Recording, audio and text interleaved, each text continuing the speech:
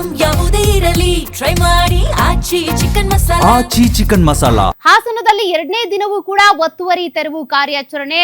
AVK college ರಸ್ತೆ, MG ರಸ್ತೆಯಲ್ಲಿ ಗೂಡಂಗಡಿ ಹಾಗೂ ತಳ್ಳುಗಾಡಿ ತೆರವು ಕಾರ್ಯಾಚರಣೆ ನಡೀತಾ ಇದೆ. ಗೂಡಂಗಡಿ ತಳ್ಳುಗಾಡಿ ತೆರವು ಕಾರ್ಯಾಚರಣೆ 2ನೇ ದಿನಕ್ಕೆ ಕಾಲಿಟ್ಟಿದೆ.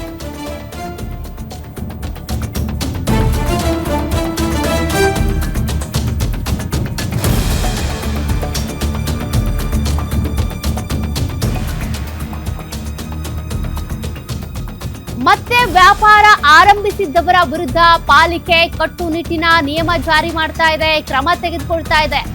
ಮುಖ್ಯ ರಸ್ತೆಗಳಲ್ಲಿ ಬೀದಿ ಬದಿ ವ್ಯಾಪಾರ ಸಂಪೂರ್ಣ ನಿಷೇಧ ಅಂತ ಹೇಳಿದೆ ಸರ್ಕಾರ. ನಾಳೆ ಡೇರಿ ವೃತ್ತದಲ್ಲಿ ತೆರವು ಕಾರ್ಯಾಚರಣೆ ಇರುತ್ತೆ. ಡೇರಿ ವೃತ್ತದ ವ್ಯಾಪಾರಿಗಳಿಗೆ ಅಂತಿಮ ಎಚ್ಚರಿಕೆ ನೀಡಿದೆ ಪಾಲಿಕೆ.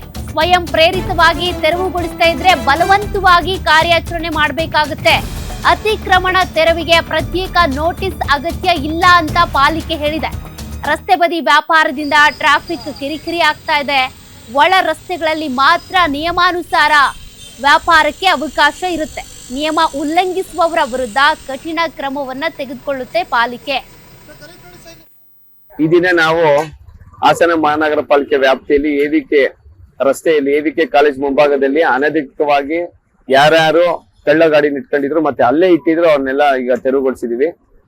ಈಗ ತದನಂತರದಲ್ಲಿ ಈಗ MG ರೋಡ್ ಅಲ್ಲಿ ಇಲ್ಲೂ ಕೂಡ ಅನಧಿಕೃತವಾಗಿ ಮುಖ್ಯ ರಸ್ತೆಗಳಲ್ಲಿ ತಳ್ಳಗಾಡಿ ಮುಖಾಂತರ ಸಾರ್ವಜನಿಕ ಓಡಾಡೋ ಸ್ಥಳಗಳಲ್ಲಿ ಇಟ್ಟಿದ್ರಿಂದ ಅದನ್ನು ಕೂಡ ತೆರವುಗೊಳಿಸಿದೀವಿ. ಈಗ ನಾವು ಇವ್ರ ಬೀದಿ ಬದಿ ವ್ಯಾಪಾರಿಗಳಿಗೆ ಹೇಳೋದೇನಂದ್ರೆ, ಮುಖ್ಯ ರಸ್ತೆಗಳಲ್ಲಿ ಮತ್ತೆ ಅಡ್ಡ ರಸ್ತೆಗಳಲ್ಲಿ, ಮುಖ್ಯ ರಸ್ತೆಗಳು ಯಾವ ಜಾಯಿನ್ ಆಯ್ತು ಆ ರಸ್ತೆಗಳಲ್ಲಿ ಬೀದಿ ಬದಿ ವ್ಯಾಪಾರ ಅಂದ್ರೆ ತಳ್ಳಗಾಡಿನ ಅಲ್ಲೇ ಇಡೋದನ್ನ ಈಗಾಗ್ಲೇ ಕೋರ್ಟು ಕೂಡ ಮತ್ತೆ ಎಲ್ಲರೂ ನಿಷೇಧ ಮಾಡಿದ್ದಾರೆ.